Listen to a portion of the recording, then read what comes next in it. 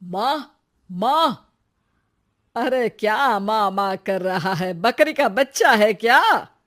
अरे माँ, मजाक छोड़ो। मुझे फाइनली वो मेन चौराहे वाली दुकान मिल गई है। अब देखना, आपका बेटा दुगनी स्पीड से पैसा कमाएगा। ओफो, ये क्या? मेरी ऑनलाइन मेकअप क्लास चल रही है। इतनी जोर से क्यों बोल रहे हो आप दोनों? अरे मेरी धर्म पत्नी जी, मेकअप क्लास बाद में करना। वो चौराहे वाली दुकान मिल गई है हमको। अरे वाह! रुको, मैं अपनी माँ को फोन लगाकर बता देती हूँ। अरे मैं भी अपने रिश्तेदारों को बता देती हूँ। कितनी खुशी की बात है। हाँ हाँ, मैं भी अपने दोस्तों को बता देता हूँ। 1 हफ्ते बाद रजिस्ट्री है। बस, घर में खुशी का मौका था। उन तीनों ने अपने अपने फोन उठाए और लोगों में बात फैलाना शुरू कर दिया। और रही सही कसर, श्वेता बहू ने अपने पड़ोस में सबको बताकर कर दी। अरे वर्मा आंटी, अब हम भी जल्दी कार ले लेंगे। घर का रेनोवेशन होगा और ठाट से रहेंगे हम भी। अरे, ऐसा क्या हुआ?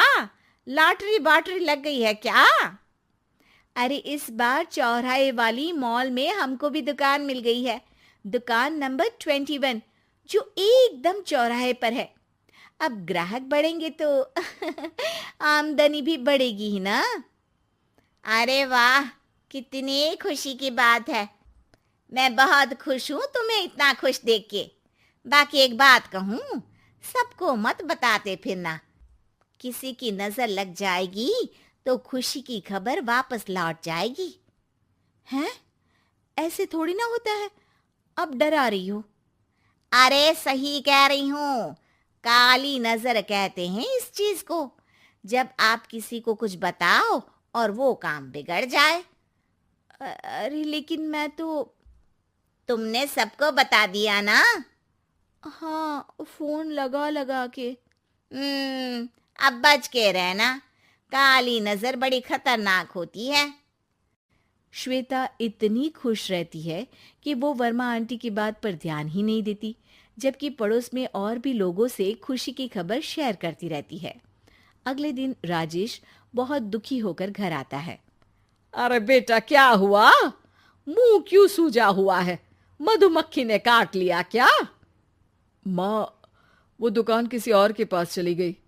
किसी ने ज्यादा भाव लगा दिया। अरे पर बात तो आपसे हुई थी ना उस दुकान वाले की। हाँ, आज मैं टोकन अमाउंट देने गया था, तब मुझे पता चला। कोई आकर सुबह मुझसे पहले ही ज्यादा अमाउंट दे गया। हम्म, काली नजर। क्या? क्या कहा? वर्मा आंटी ने समझाया था कि किसी को बताना मत, वरना काली नजर लग जाएगी। अच्छा, तुम्हें उनकी बात मान लेनी चाहिए थी। उनकी बात मान लेती, लेकिन उसके पहले ही सबको बता चुके थे ना हम तीनों। अरे अगली बार से ध्यान रखेंगे। कोई भी नई चीज होगी तो किसी को नहीं बताएंगे। तीनों कुछ दिन ऐसे ही रहते हैं, पर यूं। अरे वाह, अपने मोहल्ले में ही खोलते हैं। ये जो घर के सामने दुकान है ना, वहीं। हाँ, यहाँ सस्ती भी मिल जाएगी। अगले दिन श्वेता वर्मा आंटी के पास जाती है, मिठाई का डब्बा लेकर।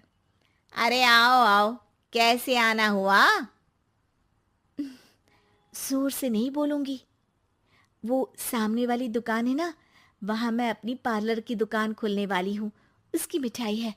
अरे वाह, बहुत बधाई हो तुमको। हाँ, मैं कमाने लगूंगी तो राजेश पर पूरे घर का बोझ नहीं रहेगा ना आंटी जी। ये तो है। पर ये बता कि तूने ये बात किसी और को तो नहीं बताई ना? अरे नहीं नहीं, पिछली बार गलती कर दी थी। काली नजर लगी किसी की और राजेश के हाथ से वो दुकान चली गई थी। सबको मत बताना। चलो मैं चलती हूँ, कल दुकान की बात करने भी तो जाना है। अगले दिन श्वेता दुकान के लिए मालिक से बात करने जाती है। अरे लेकिन दुकान तो हम कल रात को ही किसी को दे चुके हैं। कल ही? हाँ, कल ही। 2 दिन बाद कोई यहाँ पार्लर भी खोल लेगा। अब कहीं और दुकान देख लीजिए। अरे पर हमको भी तो पार्लर ही खोलना था। हाँ भाई, ये एक ही दुकान है। आधी आधी तो नहीं दे सकता ना मैं। राजेश और श्वेता घर पर हताश होकर आ जाते हैं। इस बार तो किसी को बताया भी नहीं था, अब किसकी काली नजर लग सकती है? सुनो, तुमने माँ को बताया था क्या? अरे कैसी बात कर रही हो?